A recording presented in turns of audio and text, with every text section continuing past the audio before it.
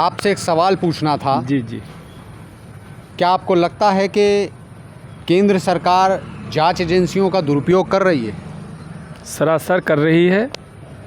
और ये अपने तानाशाह सरकार जो है, इसको इतना घमंड हो गया, इस सरकार को इतना घमंड है कि इसको ये दिखाई दे रहा है कि बस हम ही हैं और कोई कुछ नहीं है हिंदुस्तान में।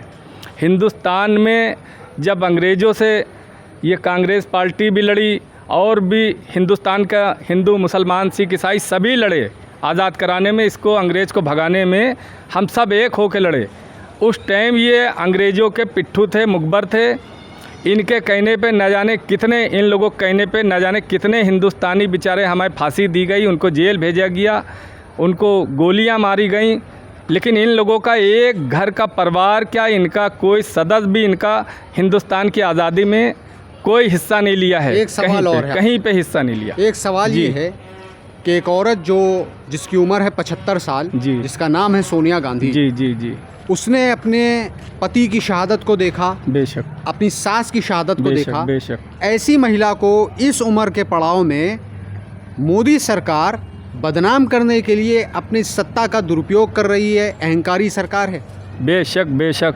इसमें देखिए, हमारी सोनिया जी हैं, उन्होंने बहुत कुर्बानियाँ दी, बहुत उनके परिवार ने कुर्बानियाँ दी। उन्होंने प्रधानमंत्री का पद को ठुकरा दिया। उनको कोई सत्ता की लालच नहीं है। सोनिया जी को, राहुल जी को कोई सत्ता की लालच नहीं है, प्रियंका जी को कोई सत्ता की लालच नहीं है, लेकिन एक देशभक्ति है उनमें, उनके परिवार में, उनके ख़ानदान में देशभक्ति है। हमारे जवाहरलाल नेहरू 12 साल जेल में रहे, इनका परिवार का कोई 6 महीने भी जेल रहा है? मोदी सरकार के या भाजपा सरकार के कोई भी 6 महीने जेल नहीं रहा देश के लिए। और इंदिरा जी हमारी गोलियां खाई हैं, वो शहीद हो गई। हमारे राजीव गांधी जी शहीद हो गए देश के लिए, इंदिरा गांधी शहीद हो गई देश के लिए।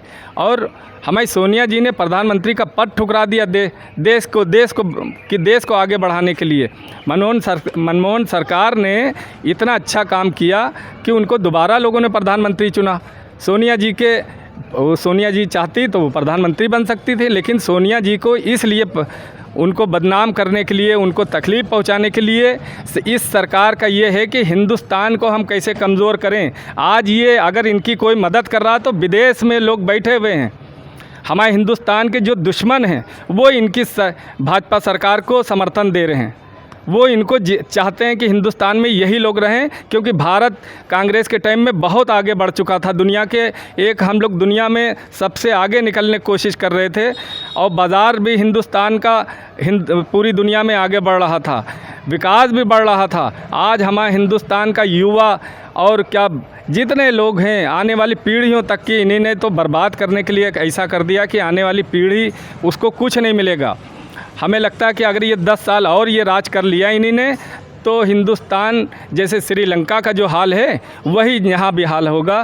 कांग्रेस को बोलने की ज़रूरत ही नहीं पड़ेगी, जनता खुद इनसे बदला लेगी, जनता खुद इनको दौड़ा के मारेगी। जो श्रीलंका में हाल हुआ है वही हिंदुस्तान में होगा। और ये हमारी सोनिया जी को और ये राहुल जी को, प्रियंका जी को जो भी ये करना है कर लें, उनका बाल बाका नहीं कर पाएंगे। इनकी हिम्मत नहीं है कि उनको ये जेल में डाल सकें, या उनको कोई सबूत नहीं है, कुछ नहीं है। ये खाली ये सरकार अपनी चलाने के लिए और महंगाई को और बेरोज़गारी को छुपाने के लिए ये ढोंग रचा रहे हैं, ये नाटक रचा रहे हैं। ये भ्रष्टाचारी ये खुद हैं। ये चोर जो है आज मतलब साहूकार बन रहा है। ये सरकार इनकी कहीं पे कोई अच्छा काम नहीं कर रही है। ये सिर्फ खाली हिंदुस्तान को बेवकूफ़ बना रही, जनता को बेवकूफ़ बना रही। इसलिए हम ये चाहते हैं कि जनता अपना खुद हिसाब इनसे मांगे कि हिंदुस्तान कहाँ पे था और कहाँ पे आ गया। आज हर आदमी परेशान है, बच्चा क्या, महिलाएं क्या, घर के अंदर एक परेशानी घुसी पड़ी है। और कोई पढ़ाई लिखाई की बात नहीं हो रही, कोई इंसानियत की बात नहीं हो रही।